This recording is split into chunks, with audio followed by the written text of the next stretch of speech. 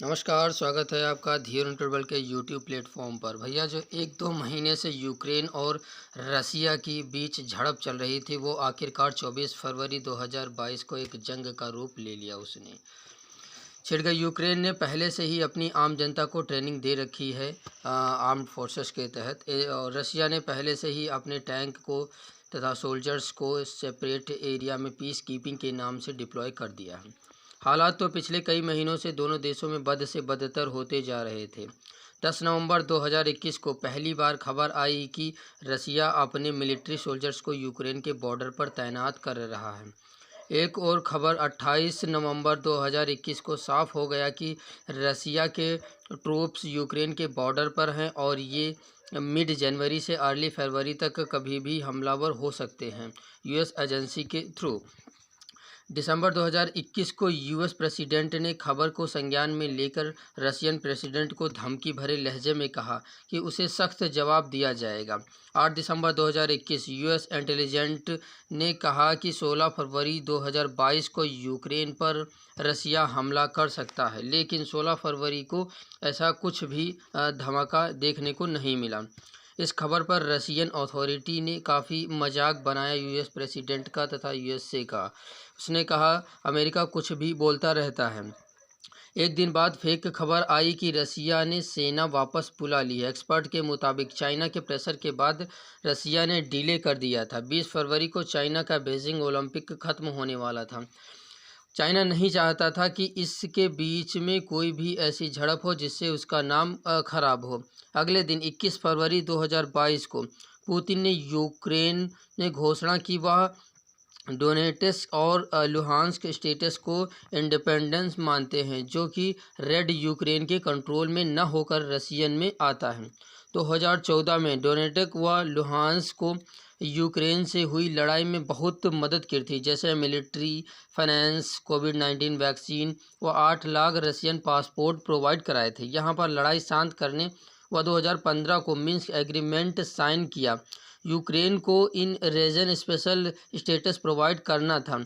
यहाँ का foreign presence को हटा देना था, क्योंकि पुतिन ने कहा कि वो अब उसे इंडिपेंडेंस माना जाता है और अब वहाँ अपनी आर्मी डिप्लॉय कर दी है। वह पुतिन ने मिन्स्क एग्रीमेंट को इग्नोर कर दिया तथा उसकी किसी भी शर्तों को उसने नहीं माना। दूसरी तरफ यूरोपियन देशों व यूएसए को डर इस बात का है कि कहीं पूरे यूक्रेन पर कब्जा न कर ले रसिया। जब से सोवियत यूनियन टूटा है, रसिया हर 6 से 7 साल में अपने पड़ोसी देशों पर कब्जा कर रहा है। 2014 में क्रीमिया पर, 2008 में जॉर्जिया के कुछ एरियाज में कब्जा किया। मोल्डोवा देश को रसिया के साथ ट्रांसमिट करना चाहता है। Russian president in Lal troops पर परमानेंट कब्जा कर पहले से ही बैठा है, जबकि ब्लैक ट्रूप्स पर अभी कब्जेदारी की है। रसिया यूक्रेन का कितना हिस्सा ऑक्यूपेट करना चाहता है ये कोई भी नहीं जानता। कुछ लोग रेड स्ट्रिप, लुहांस व डोनेट्स्क पर कब्जा करने की बात कर रहे हैं। कुछ तो यूक्रेन की राजधानी कीव पर कब्जा कर पूरे यूक्रेन को अपने हिस्से में लेना चाहता है, ऐसी बात कर रहे हैं। रसिया के इस आक्रामक रवैये को देखकर बाकी दुनिया के पर कुछ विकल्प हैं। नंबर 1, डू नथिंग, हाथ पर हाथ धरकर बैठे रहना। लेकिन खतरा ये है कि रसिया को यूक्रेन पर कब्जा करने दिया जाए अगर, तो कल को रसिया कजाकिस्तान, स्लोवाकिया, मंगोलिया, क्रोएशिया पर हमला कर वो बड़ा बनकर किसी न किसी दिन हमारे ऊपर भी हमला कर देगा। बाकी देश अपनी आर्मी भेजकर रसिया के साथ जंग करें, बल्कि ये करने का मतलब है वर्ल्ड वॉर 3 का आगमन होना। हालांकि नाटो ने यूक्रेन को वेपन प्रोवाइड करके उसकी मदद ज़रूर की है। यूक्रेन के मुताबिक रसिया की मिलिट्री स्ट्रेंथ बहुत मजबूत है। एक अनुमान के मुताबिक फ़ाइट के तहत यहाँ 50,000 लोग मारे जा सकते हैं। हज़ारों लोगों को अपना घर छोड़ना पड़ सकता है। यूक्रेन की हालत भी सीरिया की तरह हो सकती है।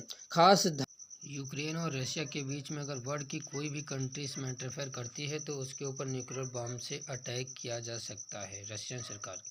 एक और पॉइंट बनता है, रसिया को युद्ध से कदम हटाने के लिए उस पर इकोनॉमिकली फोर्स किया जाए।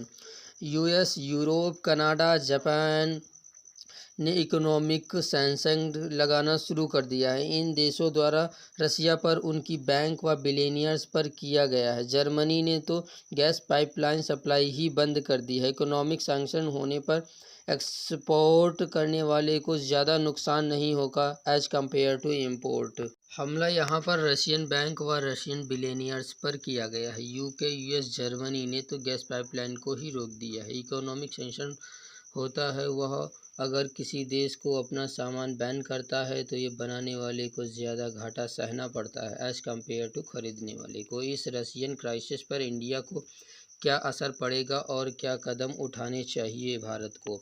इंडिया ने कहा रसिया व यूक्रेन के मुद्दे पर वह बहुत कंसर्न्ड है।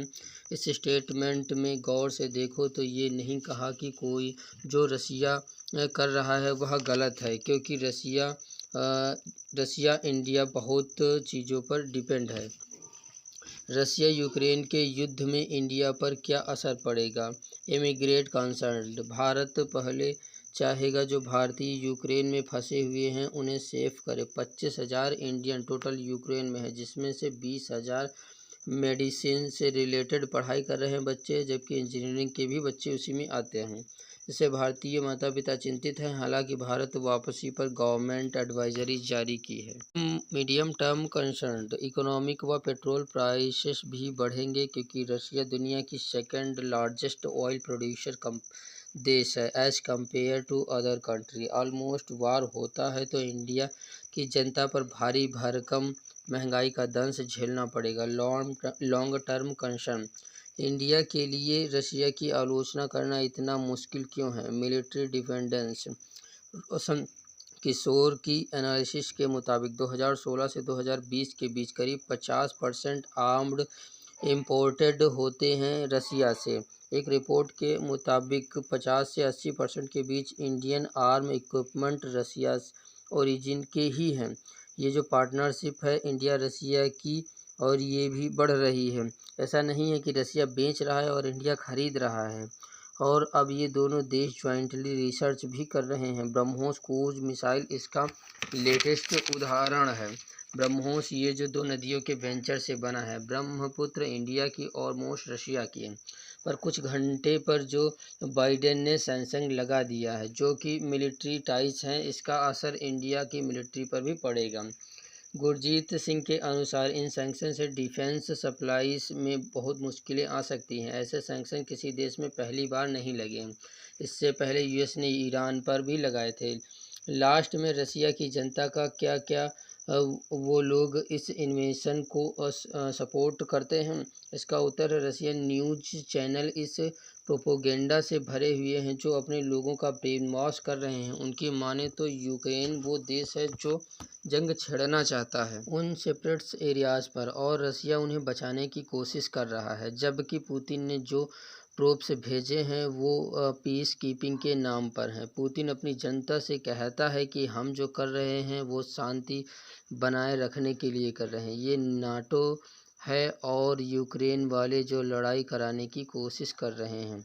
अनफॉर्चुनेटली ज़्यादातर रशियन जनता से पूछा गया तो उनका भी सेम यही जवाब था। CNN की रिपोर्ट के अनुसार रशियन के मुताबिक यूक्रेन के खिलाफ मिलिट्री फोर्स इस्तेमाल करना सही चीज़ होगी अगर हमें उन्हें नाटो ज्वाइन करने से रोकना है।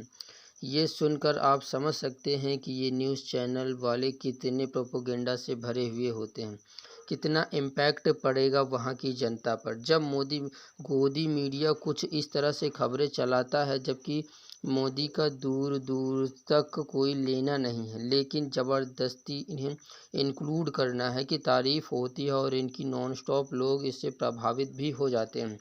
खैर, अगर यूक्रेन व रसिया में जंग हो रही है तो ये वर्ल्ड वॉर III के बाद सबसे भयानक जंग होगी।